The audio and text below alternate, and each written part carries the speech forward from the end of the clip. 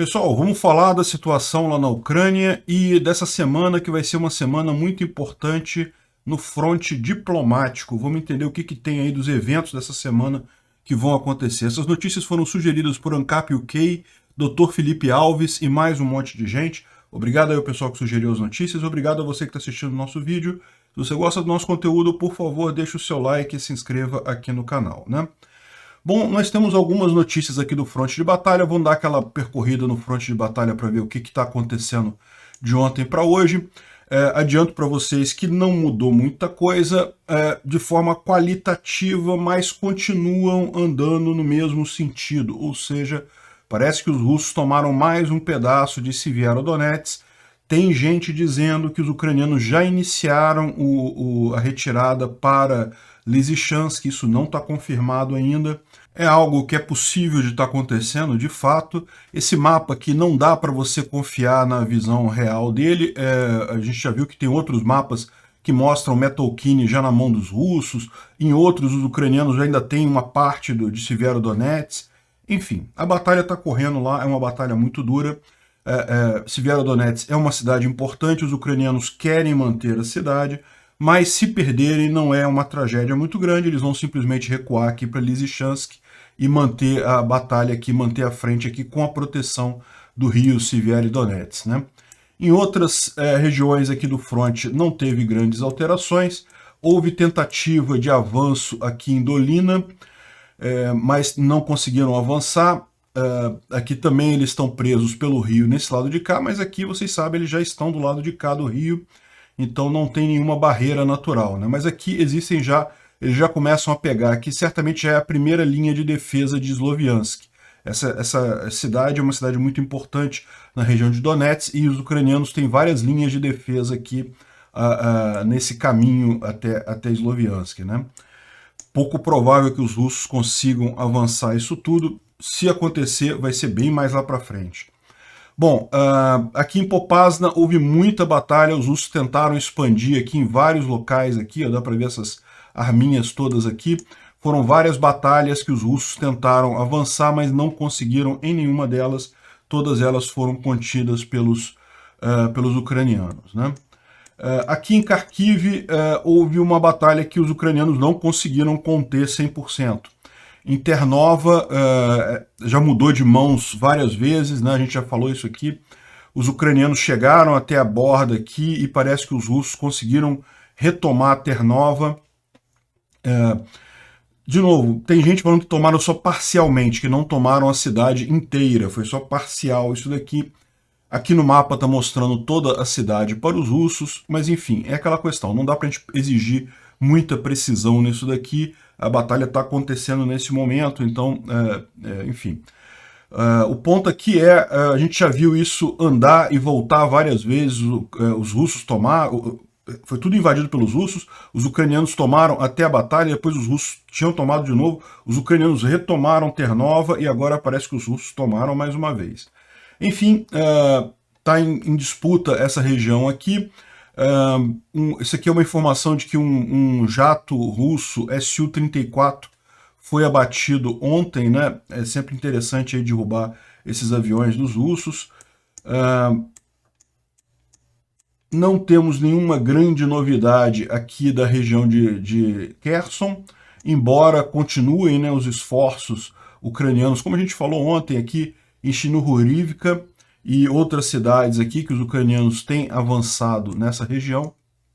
Houve um bombardeio grande dos russos por aqui para tentar atingir a retaguarda das tropas ucranianas, que também estão pressionando nessa região aqui. Mas a situação aqui continua a mesma do último vídeo que a gente falou, ou seja, os russos já estão se preparando para perder terreno nessa área aqui.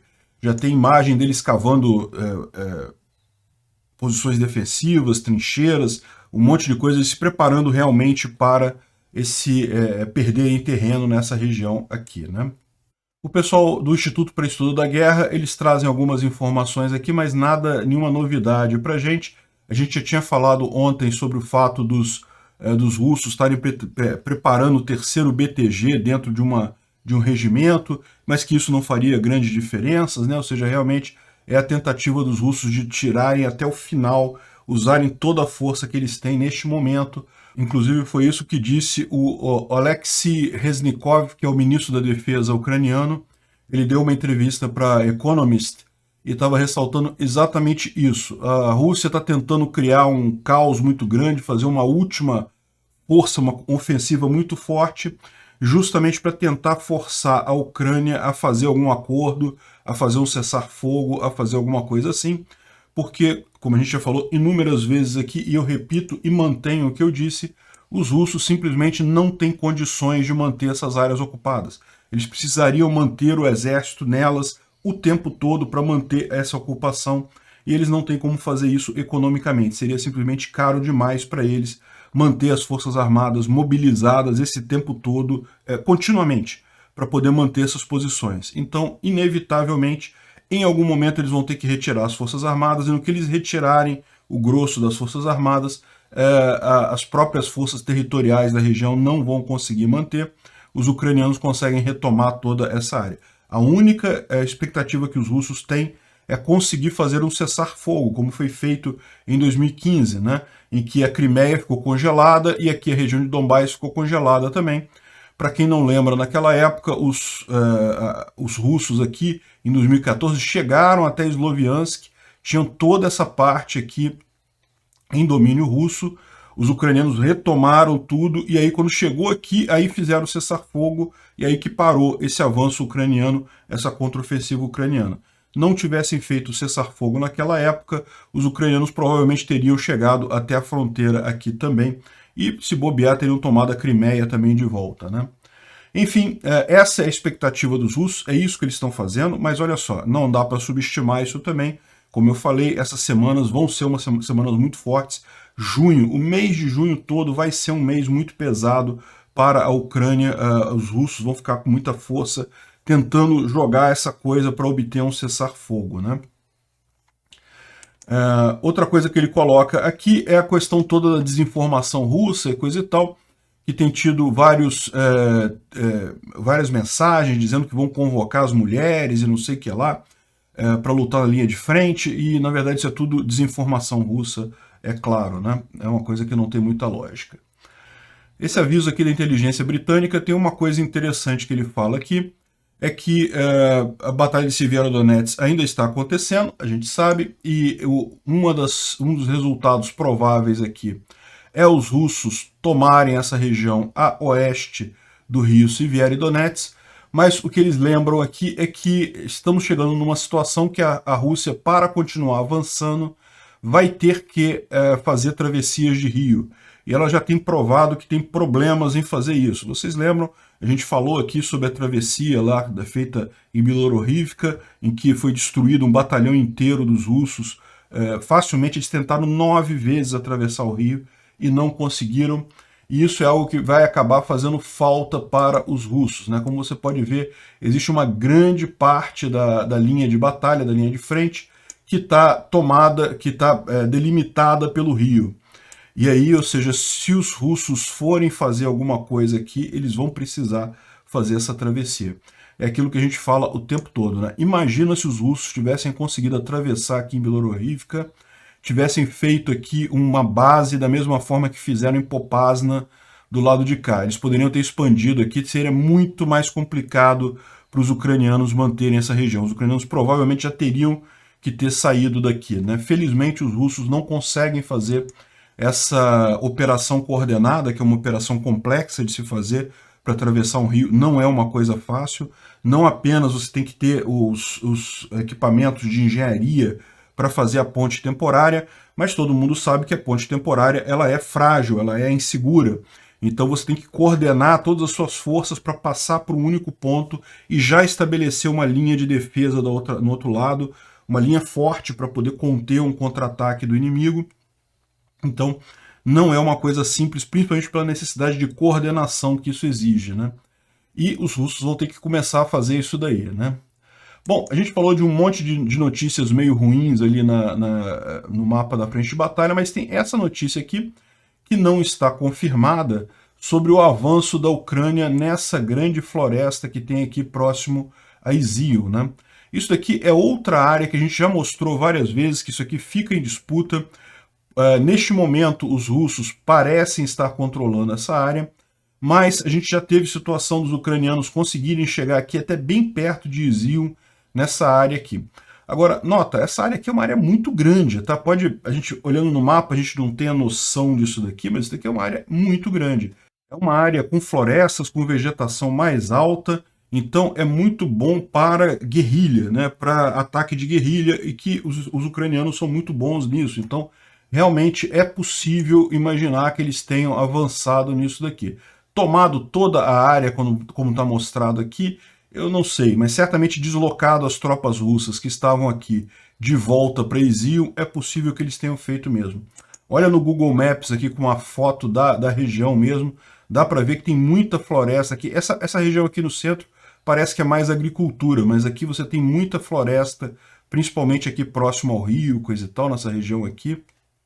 Então, é bem factível esse avanço ucraniano. Vamos aguardar aí nos próximos dias, ver se realmente isso confirma e se isso se mantém também, né? Porque, como todo o resto, você tem aí essas idas e vindas, né, na frente de batalha. Bom, a gente já falou aqui sobre a entrevista do Oleksiy Reznikov, né, sobre a questão da estratégia russa nesse momento. Eles não têm como manter essa coisa por muito tempo, e um ponto central que seria muito importante para os russos conseguirem manter essas áreas que eles ocuparam seria o apoio da população, e os russos não têm isso. Ontem a gente já falou sobre o Dia da Rússia em Kherson. A Rússia preparou toda uma festa do Dia da Rússia lá em Kherson, não foi ninguém, meia dúzia de desocupados lá e os próprios soldados russos. E fizeram isso também aqui em Enerhodar, que é uma cidade também aqui em Zaporizhia. Ela fica nessa... aqui, ó. Enerhodar. É onde fica aquela usina atômica, a maior usina atômica nuclear da Europa, que foi tomada pelos russos e coisa e tal, é nessa região aqui. Então fizeram isso aqui e também ninguém foi lá. Ou seja, os russos conseguiram destruir tudo quanto é apoio que eles tinham à Rússia na Ucrânia com essa invasão. Foi realmente uma decisão trágica em todos os sentidos, né? Bom, uma coisa curiosa só, isso aqui é só para responder a pergunta de ontem, né? O Rob Lee, ele está trazendo aqui uma informação, um relato de soldados russos, de voluntários russos, que foram enviados para Izium em 16 de maio. Então isso aqui é antigo, tá? O importante dessa história aqui é só, a gente vai ver no final, mas isso é antigo, tenha em mente. Eles mandaram um grupo de voluntários para reforçar uma companhia de rifle motorizado russa. Uma companhia normalmente tem mais de 100 pessoas, mais de 100 soldados. Só que ela só tinha 20 soldados, um tanque e 4 BMPs, ou seja, 4 daqueles veículos blindados de transporte de pessoal, né? Ou seja, a companhia já não tinha praticamente nada, e aí mandaram soldados voluntários para equipar essa companhia e tentar tomar, mais uma vez, a cidade de Dovenki, que é essa cidadezinha aqui que já está desde o início de abril. Os russos tentam tomar Dovenki e não conseguem. E daí eles contam o caso aqui, como é que foi, tentaram fazer, coisa e tal, e perderam o único tanque, perderam não sei o que lá, morreu não sei, um monte de gente. Os que não morreram ficaram feridos. Então foi uma tragédia completa essa tentativa de tomar Dovenki, mais uma tentativa de tomar Dovenki. Eles falam que morreram também 10 ucranianos, né? Então eles falam que também conseguiram matar 10 ucranianos nessa tentativa e coisa e tal. E aqui no final ele fala o ponto interessante. Os voluntários, de acordo com o que está dizendo lá, incluem chechênios, sírios, líbios e veteranos de Donbás. Então é a primeira vez que eu vejo uma referência aos sírios lutando nessa guerra. Certamente não tem 40 mil sírios. Se veio alguma coisa mesmo de sírio para essa guerra, foi uma quantidade muito menor. É aquilo que a gente está falando, né? Estavam dizendo, o Putin disse lá no início de março que viriam 40 mil soldados sírios de voluntários e coisa e tal. E era muito estranho isso. No final é só propaganda. Mas para não dizer que não tem nenhuma menção a sírio, tem menção a sírio nesse thread aqui. Bom, tivemos a notícia de mais uma morte de soldado britânico lá no fronte de batalha, né? Vocês sabem, a Legião Estrangeira, que engloba soldados de várias nacionalidades e também muitos ucranianos, muita gente da própria Ucrânia, está lutando aqui em Severodonetsk, né? E é natural numa guerra tão forte como essa, tão intensa, que acabam vindo pessoas a óbito, né? Então, infelizmente, o Jordan Gattley veio a óbito ontem. Tem gente falando que ele é o primeiro britânico a morrer nessa guerra, mas na verdade, em abril morreu Scott Sibley. Logo no início da guerra ele já veio a óbito, então é o segundo soldado britânico a morrer nessa guerra. Mais uma vez, são heróis que fizeram a coisa certa, saíram dos seus países, entenderam a gravidade do que está acontecendo na Ucrânia, a necessidade. O pessoal que fica, tem muita gente com a ideia de que não, isso não é problema do Brasil, não é problema nosso. Não, isso é problema do mundo inteiro. Se um país pode invadir o outro e sair com terra, sair com um território ganho dessa história, meu amigo, ninguém mais está seguro no mundo, no final das contas. Então, meus sentimentos à família do Jordan Gattley e a todos os outros voluntários que estão lutando na Ucrânia, parabéns pela decisão de vocês. E a grande questão essa semana é que tem alguns encontros que vão ser cruciais do fronte diplomático, né? Então a gente deu uma olhada no fronte militar, como é que estão as coisas, mas vocês sabem, o fronte diplomático não deixa de ser tão ou mais importante em muitas situações. E um dos eventos que vai acontecer é uma reunião do grupo de ministros de defesa no dia 15 de junho, ou seja, daqui a 2 dias, em que eles vão discutir questão de armamento para a Ucrânia. E a Ucrânia está falando que ela precisa de 1.000 obuses 155mm, 300 MLRS. Você lembra, os Estados Unidos aceitaram mandar MLRS para a Ucrânia, mas até aqui mandaram algumas poucas dezenas, é pouca coisa, não tem um número suficiente para a Ucrânia fazer terminar a guerra. 500 tanques, 2.000 veículos armados e 1.000 drones, ou seja, é realmente uma quantidade muito grande de armamento que os ucranianos estão pedindo. É o tipo da coisa que eu acho extremamente justo, é o que eles falam, com isso daqui a gente acaba a guerra. A gente tira a Rússia do território ucraniano e encerra essa guerra. A maneira mais rápida de fazer isso. Ainda tem gente no Ocidente, ainda tem covardes, até aqui no Brasil, falando de não, que a Ucrânia tem que negociar e ceder território. Cede a sua casa, porra. Se tu quer ceder território, cede a sua casa para os russos. Que história é essa? Não, como eu falei, é crucial essa história. Se um país pode invadir o outro e ficar por isso mesmo, e sair no lucro, meu amigo, ninguém está mais seguro no mundo. Hoje é a Ucrânia, o Putin invadindo a Ucrânia, amanhã o Putin resolve invadir a Amazônia, e aí pronto, esse pessoal vai falar a mesma coisa, de não pode levar território, tem que negociar e deixar território, que porcaria é essa? Então não, o que tem que fazer é armar a Ucrânia mesmo, mandar muita arma para eles, e pode deixar que eles dão um jeito. Tendo arma, tendo munição, eles dão um jeito nisso daí, né? Então é muito importante essa reunião que vai ter no dia 15 de junho, e mais para o final de semana vai ter também a reunião do comitê da Comissão Europeia, que vai decidir a questão da candidatura da Ucrânia para a Comunidade Europeia, né? Então teve hoje uma grande manifestação lá em Bruxelas a favor da Ucrânia na Comunidade Europeia.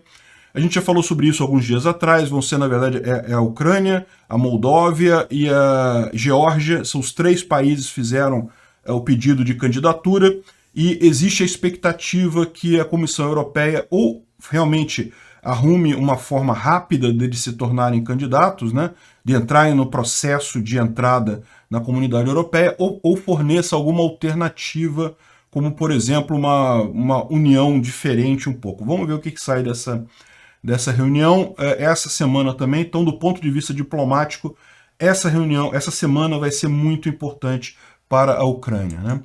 E uma coisa positiva é que os 3 líderes europeus mais reticentes aí nessa guerra marcaram uma visita a Kiev no dia 16 de junho. Scholz, Macron e o presidente da Itália, não é isso? Mario Draghi, o primeiro-ministro da Itália, os 3 vão a Kiev no dia 16 de junho, segundo a reportagem aqui. E isso é um prenúncio de coisas boas, porque, como eu falei, tem toda essa questão diplomática que está sendo decidida essa semana, questão de armas e coisa e tal. Se os caras estão marcando uma visita a Kiev, provavelmente é porque eles querem dar boas notícias para os ucranianos, né?